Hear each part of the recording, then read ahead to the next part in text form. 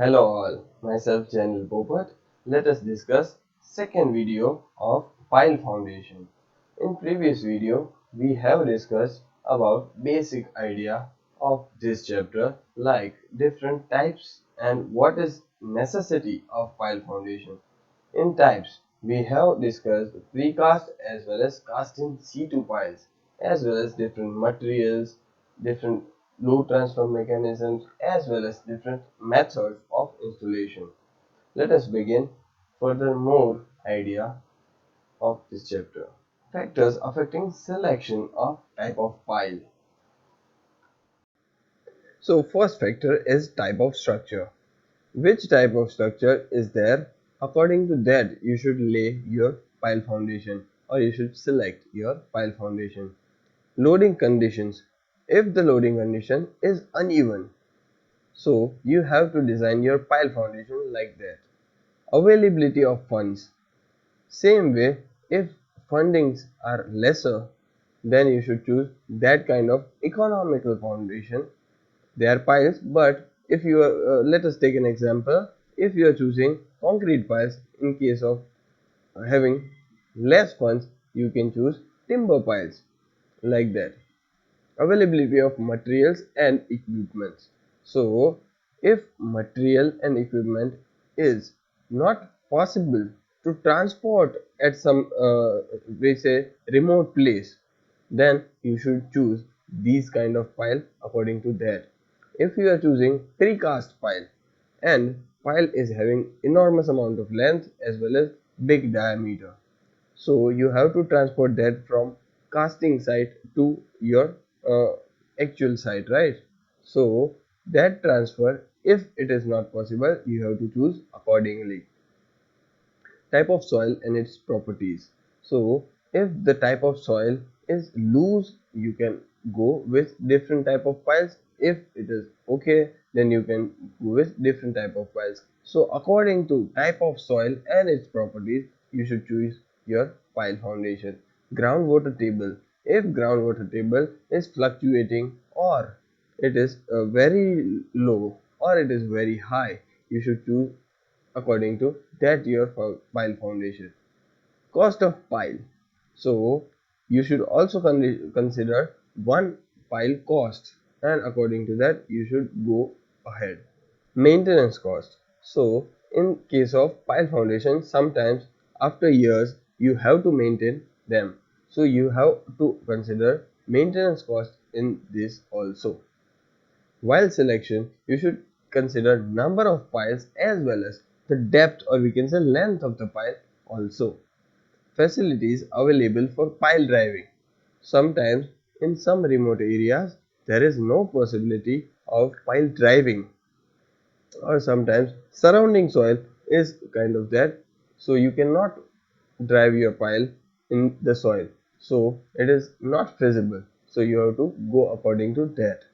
Erosion of soil near the structure. Sometimes if the canal or river bed is going besides your foundation, you should choose these kind of pile according to that. If the soil is loose, you have to go with end bearing pile and like that. Adaptability of varying lengths. So sometimes varying length is an option, sometimes it is not. But if it is available according to your soil and boring data, if it is available, then you should go with that kind of design that will be economical, because if you vary length of the pile, it will be economical to you, because if you are considering 1 meter, even 1 meter length of the pile, it will cost somewhat to you. So that's it for factors affecting selection of type of pile. Moving forward to negative skin friction. Here you can see an image. In this there are two zones. First zone is like that, there is very loose soil. That soil is going to settle down very fast. So pile is also going downwards as well as your soil is also going downwards. But in the upper zone, what happening is the pile is going slower than the earth or soil besides that. So surrounding soil is going quicker or faster and settling. So these here you can see arrows downwards because this will act as a downward force in this zone, and in bottom zone it is normally as we insert the pile is going faster or quicker than the soil settlement. In this particular case, this upper portion, these downward arrows are showing forces taking piles downwards. So we have to consider in design these extra load due to negative skin friction. Here, generally skin friction is in upward direction because pile is going downwards and skin friction is upwards. But here it is coming in reverse direction. That is why it is told as negative skin friction. So this is it for negative skin friction. Let us move forward. Load carrying capacity of piles. So when we are discussing load carrying capacity of piles, we have to consider these four parameters. By that we decide load carrying capacity of them. First, static formula. Second one, dynamic formula. Third one, pile load test. And fourth one, that is penetration test. So static, dynamic and pile load test are most important of them. Let us begin understanding these. Let us understand static formula. Here you can see equation is given as Qu is equal to Qp plus Qs, where Qu is what? Ultimate bearing load on the pile. Qp and Qs. Qp is end bearing resistance, or we can say P for point resistance, as well as Qs, that is skin friction resistance. So skin friction resistance plus point resistance will make total ultimate strength or load on the pile. Same way, Qu can be written as Qp small qp into Ap plus Fs into As. So we have distributed Qp and Qs in parts like Qp Ap, Fs, As. Here Qp is unit end bearing resistance and Ap is area at the tip of the pile because we are considering end bearing or end tip. That is why Fs, that is unit skin friction, and As, that is surface area where it is acting. So this is a static formula. Static means steady. Moving forward to next item, static analysis for piles driven in sand. So we are talking about sand. In sand, generally for strip footing, we use formula Qu as C into Nc plus gamma d Nq plus 0.5 gamma d into N gamma. But for piles in sand, Qu will be written as gamma d Nq plus 0.5 gamma b into N gamma. Here C will be taken as 0, cohesion will be 0. So first term is ignored because of it is a sand. For square and rectangular footing, formula considered will be Qu is equal to gamma d Nq plus 0.4 gamma b into N gamma. And for circular footing, Qu will be taken as gamma d Nq plus 0.3 gamma b into N gamma, where b is width of the tip and d is depth, or we can say length of the pile, where Nq and N gamma we know that they are bearing capacity factors. In previous lecture, in previous topic, we have discussed Nq and gamma, these factors. Moving forward to when we are discussing static analysis piles in clay. When piles are driven in clay, internal friction are 0. Here, for strip footing, we consider the formula what we have discussed earlier. For piles in clay particularly, we have to take N gamma 0 and Nq as 1. Due to that, Qp will be Cnc plus gamma into d only. Here, internal friction will be 0 and clay is termed as pure clay here, and sand was termed as pure sand.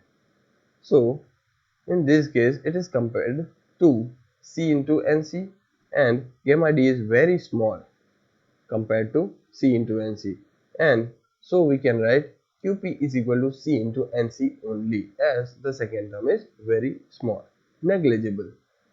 So Uh, Capital QP can be written as small qp into AP as load into area. So QP can be written as C into NC. So total capital QP is equal to CNC into AP. So this is for clay. Let us move forward. Dynamic analysis. Here, first formula there is engineering news record ENR formula, which is popular, and second one is Healy's formula. Both are popular. Let us begin this. QU is equal to W into H upon F into bracket H plus C. Here, this formula is used for dynamic analysis for piles. Here, QU is ultimate allowable load, W is weight of the hammer, H is height of fall of hammer. Because when you are talking about dynamics, it is moving object, right? So in case of moving objects, when we are driving the pile, you have to consider these analysis. So hammer is considered when pile we are inserting piles, it is hammered, right? So this is weight of hammer and height of hammer. Factor of safety is generally taken as 6 in case of piles when we are driving the pile. S penetration per blow, and C empirical constant, which is fixed for every case. This is the first formula. Another one is used for same dynamic analysis, that is Healy's formula. Here we can write QU is equal to WH eta H into eta B upon S plus C by 2. Here QU is again ultimate load or allowable load, W weight of the hammer, H is height of fall of hammer, C is total elastic compression. This is something new in this formula. C1 plus C2 plus C3. So compression is divided into 3 parts. Let us not go into too much deep of that. Moving to eta.